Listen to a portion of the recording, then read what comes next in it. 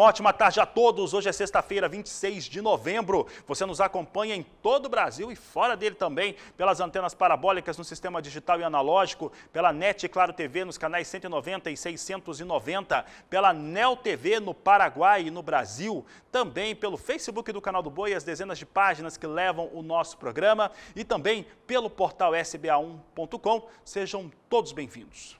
Começa o programa de hoje falando sobre mais uma da União Europeia. Já trouxemos esse assunto aqui no Agricultura BR em torno dessas restrições que o Bloco Europeu tenta impor sobre o Brasil, tenta impor sobre soja brasileira e alegando estar mais focada nos fatores da economia verde e que aqui, então, não se estaria produzindo, respeitando e elaborando-se juntamente com as regras e leis brasileiras, que são as mais severas do mundo no que diz respeito à floresta. Mas, de qualquer maneira, para falar sobre esse assunto e até indignação, nós vamos conversar agora com Antônio Galvão, que fala conosco ao vivo pela internet, presidente da ProSoja Brasil. E, Galvão, nos últimos anos, principalmente esses últimos 2, 3 anos, nós temos tido pressões maiores. Quanto maior o Brasil é na sua expressão no agronegócio, na agropecuária, maior tem sido a pressão, principalmente de países europeus. Como é que você avalia esse momento? Boa tarde, seja bem-vindo. Boa tarde, Fabiano. Boa tarde a todos que nos assistem através do canal do Boi, desse belo programa teu aí, Agricultura BR, onde, por várias oportunidades a gente pode estar aí fazendo esclarecimento.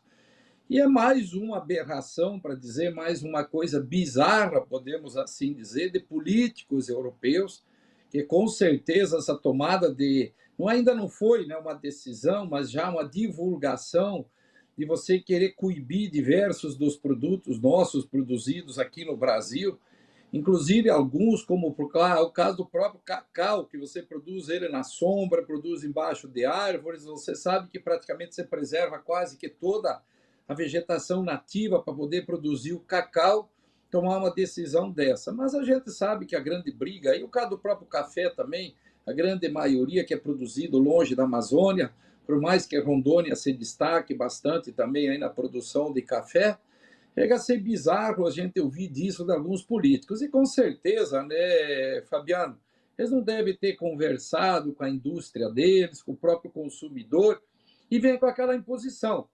A impressão que a gente tem, eu fiz essa fala, inclusive, em novembro de 2018, numa das nossas reuniões em Bruxelas, na Europa, eles não fazem a tarefa de casa, eles esqueceram que o Brasil não é mais colônia, e era de Portugal, não era nem dos países mais atrevidos, aí dizer a própria França, onde o Macron gosta de toda hora estar jogando para a torcida.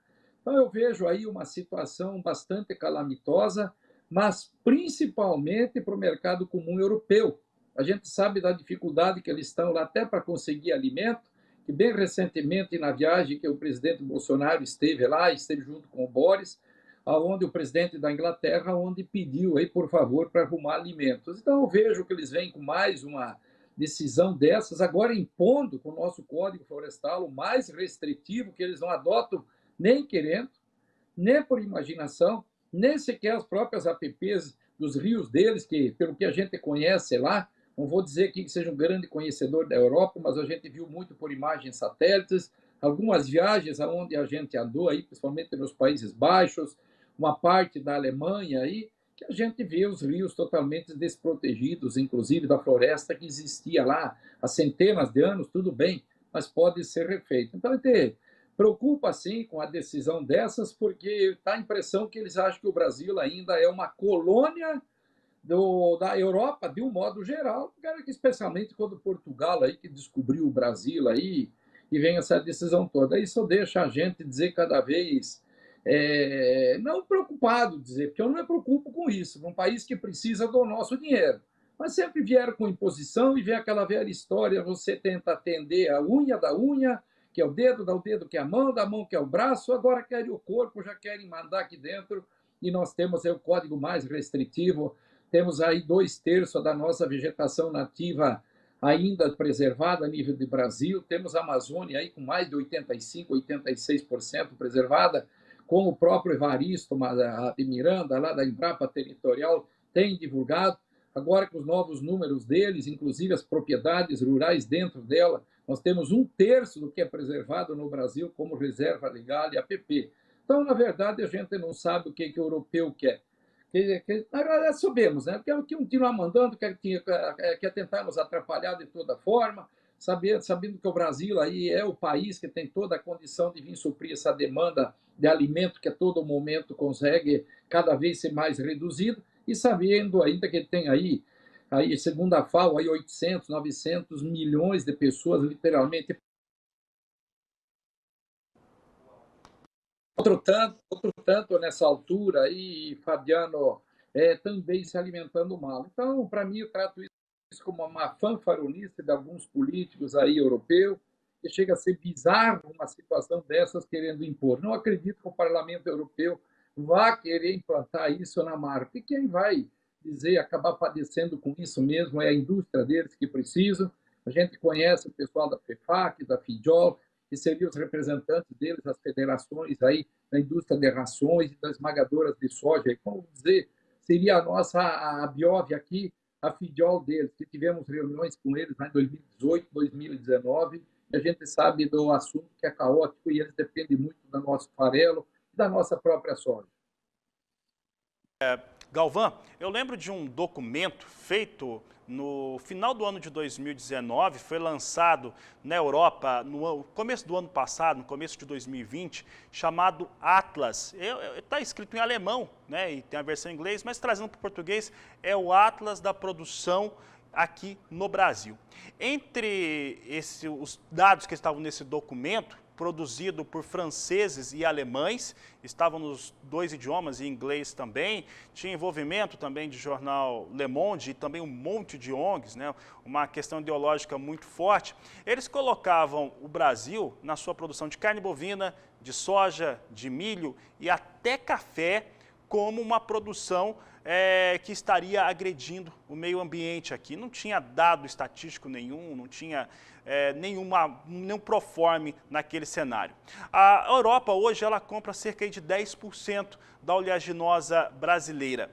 Esse é um mercado que, mesmo com esses solavancos e essas disputas internas que tem na Europa mesmo, é um mercado que segue em expansão, no caso, para a soja, Antônio Galvão, ele continua sendo relevante aqui para o Brasil? Com certeza, né, Fabiano? Todo o mercado é relevante, independente do tamanho. Sabemos ainda que a Europa não é lá tão grande compra de soja propriamente em grão, mas ela é um grande comprador do nosso farelo, que já vai aí dizer um meia industrialização. Não é terminal, que se transformando na proteína animal, mas também são compradores de nossas carnes. Então, todo o mercado é importante, o da Europa também é importante. Ninguém aqui está dizendo que não seja. Agora, a gente vem à pergunta, aquela pergunta, onde eles irão adquirir essa soja se ela não tem sobra no mundo? Aonde irão adquirir? Com certeza eles vão comprar nos Estados Unidos. Beleza, Estados Unidos vai poder fornecer para o resto do mundo essa diferença da onde? Então, acaba vindo, se a Europa parar de comprar aqui, outro país vai vir comprar, porque ela vai comprar em algum mercado.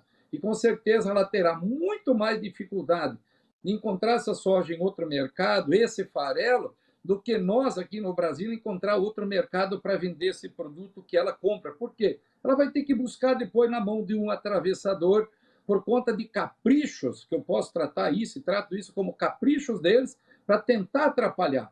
Mas eu fico preocupado muito, Fabiano, e a todos aí que nos ouvem, nos escutam nesse momento, nos assistem, enfim, que nós sabemos da dificuldade que existe no mundo pela alimentação, a briga que tem, todas essas pessoas, esses milhões de pessoas passando fome hoje no mundo, e ela tentando de toda forma fazer a restrição da produção de alimentos. Isso não dá para aceitar, Fabiano. É gente querendo esnobar aí de países hoje extremamente pobres, necessitando de alimento. Então, é o abuso que vem de alguém que tem uma certa condição financeira em relação àqueles que tanto precisam de um alimento barato. E sabemos hoje que os custos de produção, como eles acabaram extrapolando muito aí, Fabiano, e tem essa dificuldade, inclusive, do acesso ao alimento. Então, nós temos aí esse grande problema a ser resolvido. A gente vê aí políticos, isso aí não é a população europeia, não é a indústria europeia, não é o comércio europeu, são algumas empresas, sim, europeias de comercialização, mas principalmente políticos por conta de querer se manter no poder. É o caso específico mais da França aí com o Macron, achando que vai poder fazer o que quer. E não tem disso, não. O cliente é importante, mas o fornecedor também tem que ser valorizado, porque eles dependem dessa produção e nós também dependemos do mercado deles ou dos outros mercados. Então, tenho certeza que nas discussões que a Europa vai ter no Parlamento Europeu, isso com certeza não será implementado, e bem ao contrário, que vai ser respeitado o nosso Código Florestal. O que é de direito do produtor, o detentor de área rural, para fazer a conversão dela para a produção, principalmente pela necessidade, isso vai ser respeitado, sim, com certeza, Fabiano. Tá certo, Galvão. Galvão, obrigado pela sua participação aqui mais uma vez. Um grande abraço a você e a toda a ProSoja, toda a diretoria, todos os membros. A gente agradece a essa oportunidade, sim, Fabiano, de mais uma vez trazer esclarecimentos e tenho certeza que vai prevalecer o bom senso, sim, do Parlamento Europeu e respeitar os outros países produzindo, basta que se respeite a lei local, que é o nosso, no caso, o nosso Código Florestal. Obrigado aí, tudo de bom a todos que nos assistiram. Uma ótima tarde para você, Galvão. Por aqui eu sigo falando de soja, agora falo do relatório de vendas e exportações do Departamento de Agricultura norte-americano, apresentado nesta sexta-feira, já que esta última quinta-feira foi feriado por lá, dia de ação de graças. E o volume de vendas até a semana encerrada em 18 de novembro foi de 1.560.000 toneladas. Nós temos aqui o volume de vendas, 1.560.000, é 1% acima daquilo que tinha sido vendido uma semana antes, mas 18% abaixo do total de vendas da média das últimas 4 semanas. O total na safra até o momento alcança, de acordo com o Departamento de Agricultura norte-americano, 3.170.000 toneladas de soja. Sigo falando de soja nos Estados Unidos, você acompanha comigo como é que vem soja em Chicago, reabertura de mercado com queda, vem com correção aqui na casa de 1,5%, janeiro 12 dólares 47 centes mais 2 o bushel, queda de 1,52%, março 12,58, recua 1,51%, maio 12 dólares 67 centes mais 4 o bushel, queda de 1,48%, julho 12 dólares 73 centes mais 6 o bushel, com queda de 1,43%, dia de recuo para a soja em Chicago na reabertura. Acompanhe comigo agora o dólar comercial, moeda norte-americana, vem hoje com 5,59 mais 3. Nós temos aqui uma alta de 0,5% para o dólar. Neste momento é o que o Agricultura BR vai destacando para você. Viu como é que está a soja em Chicago, dólar, né? Hoje temos referência e nós temos Porto hoje em recuo. Perde R$ 2,00 frente aos valores da última quarta-feira. R$ 168,00 a saca de 60 quilos nos portos de Santos e Paranaguá. Soja com entrega em dezembro, de acordo com a Grãos Corretora. E eu vou para o intervalo comercial, porque daqui a pouco nós vamos falar sobre clima, falar sobre produção de milho no Rio Grande do Sul e por que é o pior cenário aí dos últimos 20 anos. É o que você confere logo mais depois do intervalo. E olha, se o mês de outubro teve boas precipitações chuvosas na região sul do país, novembro é completamente distinto. Poucas precipitações. Essa falta de chuva afeta claramente a umidade de solo e, consequentemente, as culturas que estão em desenvolvimento. Mas principalmente o milho lá no estado do Rio Grande do Sul, que tem sofrido mais com este cenário.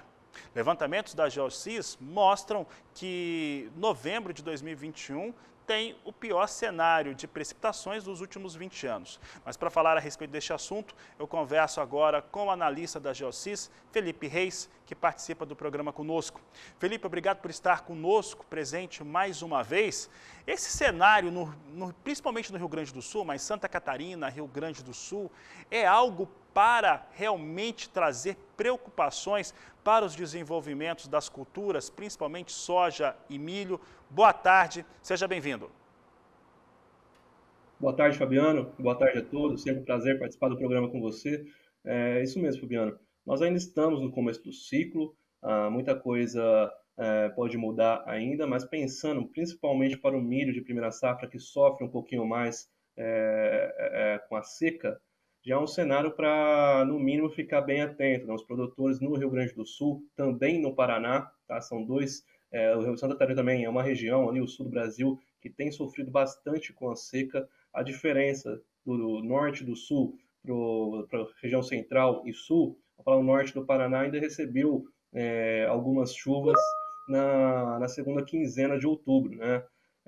O que não aconteceu no Rio Grande do Sul. Boa parte do Rio Grande do Sul, a seca vem se estendendo aí desde o dia 23, 24 de outubro, e a previsão é de que essa seca continue, né? Então, se essa seca continuar, se as previsões dos modelos americanos, europeus estiverem corretos, o volume de chuvas deve ser um dos mais baixos aí do século, pelo menos por enquanto. É um cenário que a umidade do solo está muito abaixo. Nós já conseguimos registrar o índice de vegetação, o índice de vigor de vegetação, o NDVI, bem abaixo da média, né? Bem próximo ali ao registrado no período de 2020, e com essa previsão ruim, a expectativa é de que haja um impacto negativo nas lavouras aí de milho, primeira safra, soja.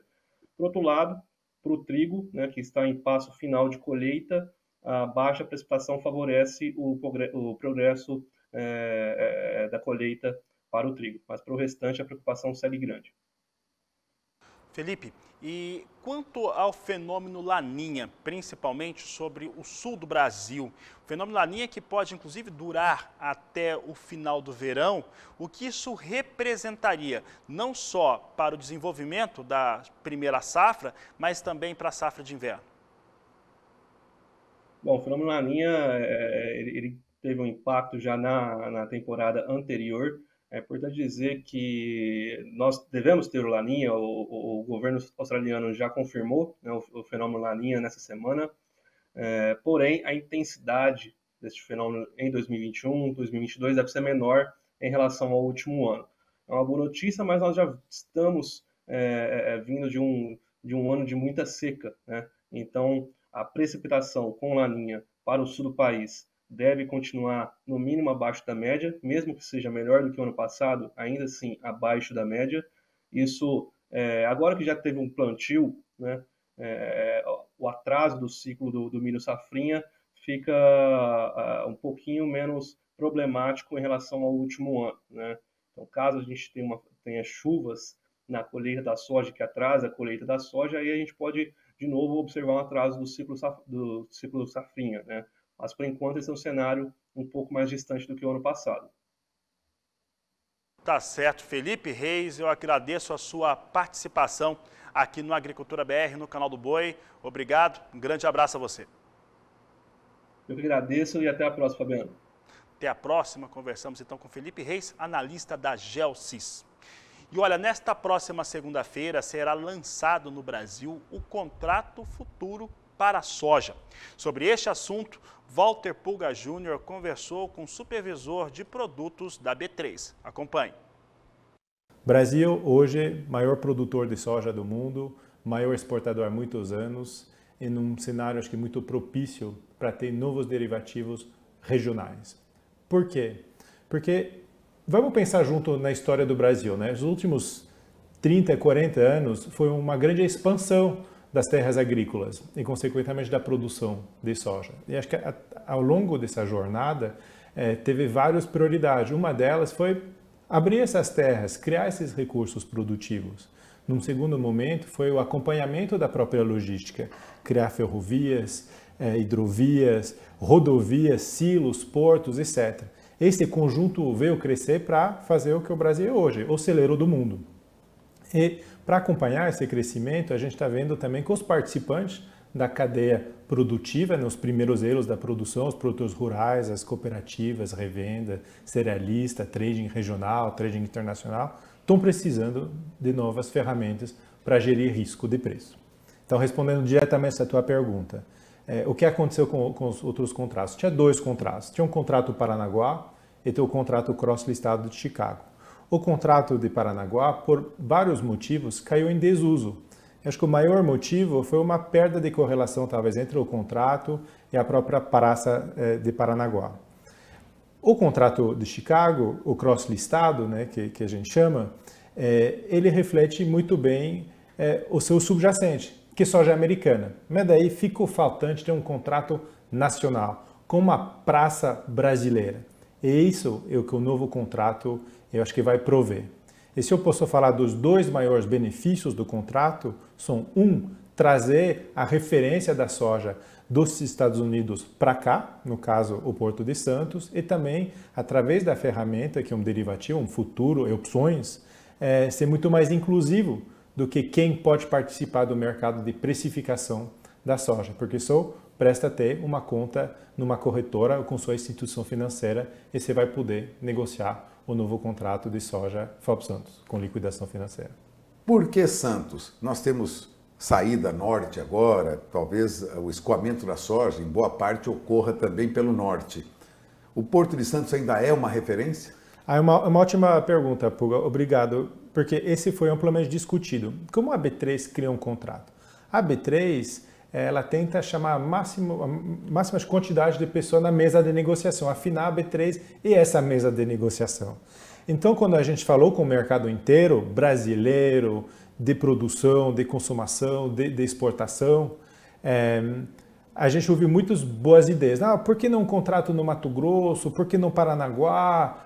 Por que não vários portos? Por que foi escolhido Santos? Afinal, a gente foi na essência do produto. E essa essência do produto vai através dos números. A gente vê que o Porto de Santos hoje é a maior ponto de exportação, de escoamento do grão.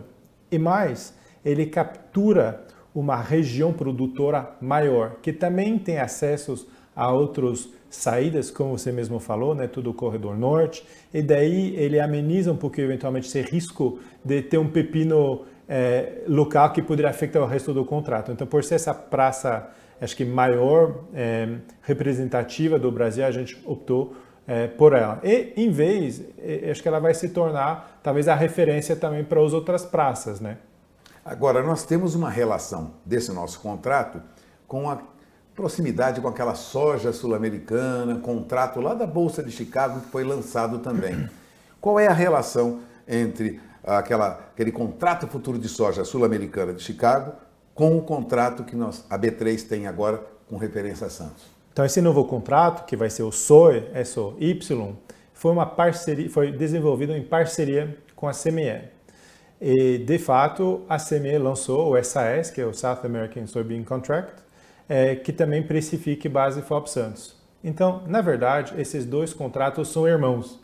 Irmãos, até eu diria gêmeos, no sentido em que eles se baseiam no mesmo indicador de preço, que é o indicador de preço calculado pela Platts, do grupo S&P Platts, e no vencimento eles vão convergir. Só que apareceu nas nossas discussões com os clientes que tinha necessidades locais, brasileiras, e que esse contrato brasileiro, da B3, ele precisava ter algumas características distintas do contrato CME. Eu vou explicar um pouquinho melhor. O contrato CME, ele está do mesmo tamanho do que o contrato americano, ou seja, 136 toneladas. Também ele tem como vencimentos os mesmos vencimentos do contrato americano. E trazendo isso para o Brasil, a gente vê algumas coisas.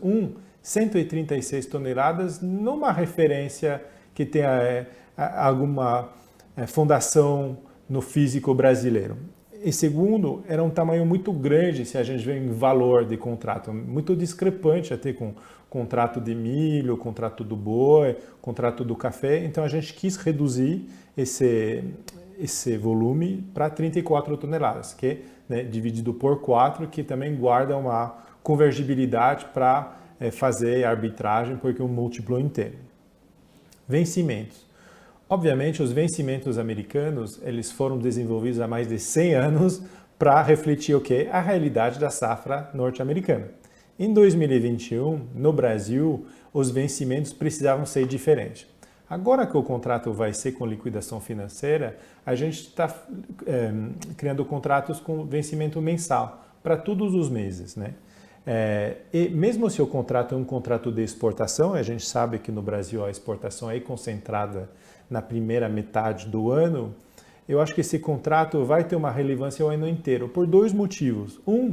porque por ser o único derivativo de soja com preço do Brasil, eu acho que ele vai servir para o mercado interno, né? Para paridade. Mesmo sendo um contrato de exportação, acho que o mercado interno vai olhar para ele para uma paridade na segunda metade do ano.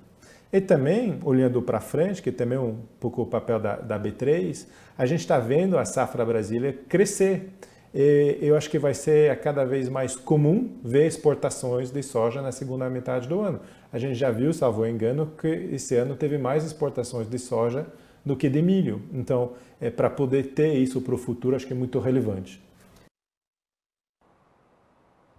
E, gente, tem um recado muito importante para você que é criador de suínos. Você já deve ter ouvido falar da peste suína africana. E se ainda não ouviu, ela é uma doença altamente contagiosa para suínos e porcos selvagens. Aqui no Brasil, a gente está livre dessa doença, mas lá fora ela tem circulado em alguns países. Por isso, é melhor a gente prevenir para que ela não chegue por aqui. E o que você pode fazer? É muito simples. Nada de visitantes na sua criação de suínos, principalmente se tiver viajado para outros países recentemente. Também mantenha as instalações sempre cercadas e higienizadas e não alimente os animais com restos de comida. E caso apareça algum sinal nos animais, como fraqueza, emagrecimento, febre, conjuntivite ou lesões na pele, comunique o serviço veterinário oficial mais próximo. Para mais informações, acesse gov.br/agricultura. Vamos cuidar para a doença não chegar no Brasil. Nós vamos para o intervalo comercial agora e daqui a pouco eu volto com as últimas informações desta edição. E olha, a semana deve encerrar com chuvas mais expressivas no centro-oeste do país e volumes também de chuva lá em Minas Gerais. Mas quem fala sobre esse assunto aqui no Agricultura BR é Renata Ferreira. Boa tarde, Renata. Olá, Fabiano. Olá, você também que acompanha a Agricultura BR. A semana termina com chuva em áreas do centro-oeste, também sudeste brasileiro. A chuva é intensa sobre São Paulo, também sul de Minas, Paraná e Mato Grosso do Sul. A semana já fecha com expectativa para o próximo mês, né, Fabiano? No sudeste, na primeira semana de dezembro, a chuva aumenta, viu? No centro-norte de Minas, entre o dia 1º e o dia 5, os volumes podem chegar até 80 milímetros. A chuva também será expressiva no Espírito Santo, com acumulados de até 30 milímetros. No Nordeste, na primeira semana de dezembro, as chuvas seguem intensas também, previsão de volumes acima dos 60 milímetros no sul e oeste aí da Bahia, sul do Maranhão e do Piauí. Entre o norte da Bahia, oeste de Pernambuco e sul do Ceará, as pancadas serão um pouco mais isoladas. E essa chuva, claro, favorece a semeadura e desenvolvimento da soja sobre o Mato Piba, que vem recebendo chuvas quase que diariamente, né? No norte do país, a chuva também aumenta em áreas do Pará e Amazonas. As instabilidades em médios e altos níveis, mais o calor, intensificam aí os temporais, principalmente no final de tarde. E tem chuva prevista também na primeira semana de dezembro em áreas produtoras do centro-oeste brasileiro, principalmente em todo o estado de Goiás e também Mato Grosso. Atenção aos temporais e possível invernada. Até o dia 5 há previsão de tempo encoberto, chuvoso e acumulado de até 60 milímetros. E na região sul, a passagem de um ciclone provocou chuva e temporais. Agora esse sistema vai para o alto mar e dá origem a uma frente fria. E nesse fim de semana, Fabiano, já não chove mais de forma expressiva aí no Rio Grande do Sul. É com você. Obrigado, Renata. Boa tarde a você. Com essas informações, encerro essa edição. Voltamos às 16 horas no horário de Brasília. A todos uma ótima tarde e até lá!